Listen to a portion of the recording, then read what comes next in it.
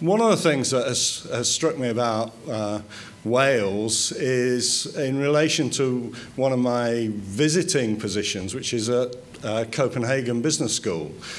Denmark has a population of just over 5 million people. Wales, just over 3 million people.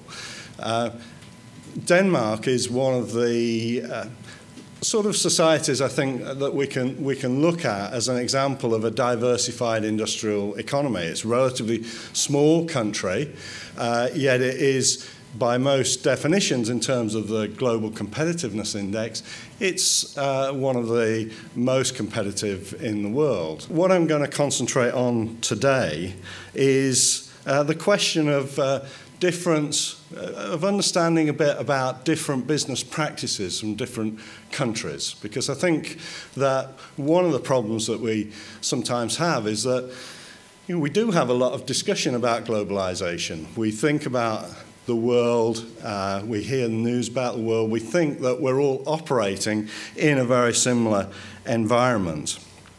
But in fact, it's really quite important to understand cultural differences. Okay, yes, there are these different aspects to culture, and we need to know what those different aspects are.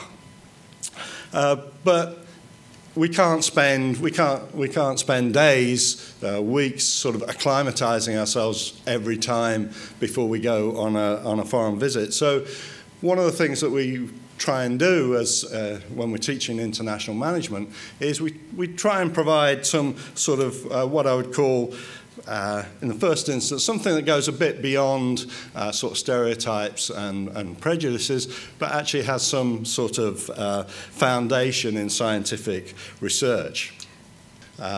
Ideas that come from a social psychologist who studied national cultures, a Dutch guy called Geert Hofstede. You may be familiar with Hofstede's work. He has a website with lots of materials on it. So if you are interested after this session, you can follow up about Hofstede. Basically, what Hofstede argues is that when we look at national cultures, we can draw out 5 main dimensions on which they differ. And if we understand those dimensions, then that will help us significantly in terms of building our business relationships. Let's start then this framework for cultural difference. Okay, so the first dimension is one that he calls power distance. Okay, so this is about what it means to be a boss in different countries. The conception of who is the boss and the authority that the boss holds is very different depending upon where we look. For example, if I go back to my example from Denmark, anybody who's been to Denmark probably knows this, but Denmark is a society in which everybody demands their say. And so if somebody is the boss, that doesn't mean that they can tell everybody else what to do. On the contrary, they have to engage, they have to participate, they have to listen to people. So Denmark is what we call, has what we call a very flat hierarchy. So most Danish organizations will have just 2 or 3 levels in the hierarchy. The way in which decisions are reached will be very consultative.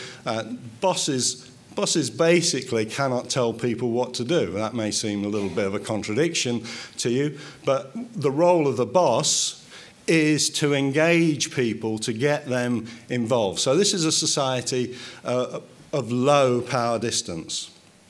Now, if we contrasted just within Europe, if we contrasted French organizations, in France, to be the boss means that you are in charge. You don't have to justify your decisions to anybody particularly. You've been put in charge. That's the end of it. You take the decisions. Now, the people who become bosses in these two countries are also very different. In France, to become the boss of a large organization, you have to have gone to elite schools, to elite universities. It's a very hierarchical system. What's the second dimension? Well, the second dimension is what Hofstede calls risk avoidance. This is quite an interesting one. It relates to the degree of entrepreneurialism, the degree of chance or risk that people are willing to take. So here, the cartoon, I'm not sure if you can read it from all the way at the back there. We've considered every potential risk except the risk of avoiding all risks. Okay, so a very high risk avoidance environment. So to what degree do business people take risks? Now, what we usually define as a top society for risk-taking is the US. Now, this is reflected in the number of small businesses that are generated in the US year on year. People are not scared to take risks. They know that they will fail. I mean, they don't go into it to fail, but nevertheless, if you're going to take risks, you are necessarily risking failure. And in the US, the risk of failure or having failed is not the stigma that it is in some societies. You're encouraged to take risks. There are rewards for taking risks. So some societies like the US, as I say, generate multiple small businesses. People move from one business to another. The whole law about bankruptcy and, if you do fail, what happens to you in the US is relatively flexible, so people can make that move from one thing to another. Other societies, France will be an example, or Japan.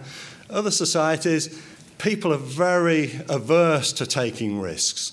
They want to know that their future is certain. So they're not going to open up risky small businesses. So one of the problems for a society like Japan and like France is that it doesn't have a dynamic small firm sector to the same degree that the US or China does. China is another society, you may be familiar with this, where risk-taking gambling is a very strong feature of Chinese society. Individualism and collectivism. This is something we talk a lot about. It's something, again, that individualism is something we associate very much with the US. Again, if we take the example of the US, one of the characteristics of an individualistic society is seen in terms of geographical and social mobility. So in the US, people will move from one part of the country to another part, even though it means that the connections that they made, the friendships that they made, maybe their family, their brothers, sisters, grandparents, etc., they'll leave them. Because in America, the thing is to make it on your own, to make it as an individual. So everything is about achieving individual qualifications, individual excellence, performing individually in a very visible way. So we see in American firms, people build careers by showing their individual characteristics, their individual values. There's a saying in Japanese firms, again, some of you might be familiar with, given the Japanese presence in South Wales, the saying in Japanese firms, the nail that stands out will be hammered down. In other words, exactly the opposite. If you stand out as an individual in a Japanese company, that constitutes a black mark against you. You have to show that you are a good member of a group. So that's a form of a strong collectivism that leads, in the Japanese case, to very strong firm loyalty, to very strong commitment to the firm. And of course, it's matched on the other side by the fact that Japanese firms try to ensure that there's lifetime employment to their core employees. Let me move on to the fourth dimension, which is work-life balance. Okay, again, you probably can't see from the back, but it says, "I think you've been working too hard, Earl. You never used to come home too tired to argue." Okay, so this is somebody who's working too hard. Now we can see this work-life balance very clearly. If we take, for example, again, to go back to the Scandinavian countries, we see that there are very strong expectations about work being contained within particular time limits, because people have expectations about being able to get back to their family, being able to get home. The Dutch, the Finns, the Danes, they have very strong expectations about how long the working day will be. Again, we can compare that to American firms, in which people in big firms are expected to work as long as is necessary, or we can compare it with Japanese firms, where basically people will often have a very long commute in the mornings, possibly up to 2 hours, and then they'll work, and then in Japanese companies, you never go home until your boss has gone home. So if you imagine a hierarchical company where everybody's waiting for the boss to go home, then you can go home, then your subordinates can go home. So people are there for sort of 12 hours or so, not necessarily being very productive, but it is part of the ritual, it's part of the expectations that the boss goes home first, and until you get that signal, you don't go home. The fifth one, which I'm sure some of you will have experienced, is framework for time and tide. You know, what does time mean? That sounds a good academic question, but to just put it down simply, am I going to turn up at a meeting at 9 o'clock where everybody else is going to be there, or am I going to be hanging around for ages waiting for people to be there? And we see there are very clear cultural differences here. Go to a German company, yes, you're there at 9 o'clock. So is everybody else. Business starts, you have an agenda, you go through it, and it's all very clear about the expectations, how long the meeting will be, etc. Try and fix up a meeting with an Italian person or with a Brazilian person, and you're going to find something different. Now, you might ask yourself, well, you know, what is going on here? Why? I mean, it says clearly 9 o'clock. That's when we're supposed to meet. Why? And I'm sure we've all been in that situation where we think, well, why does somebody think turning up 30 minutes later is acceptable?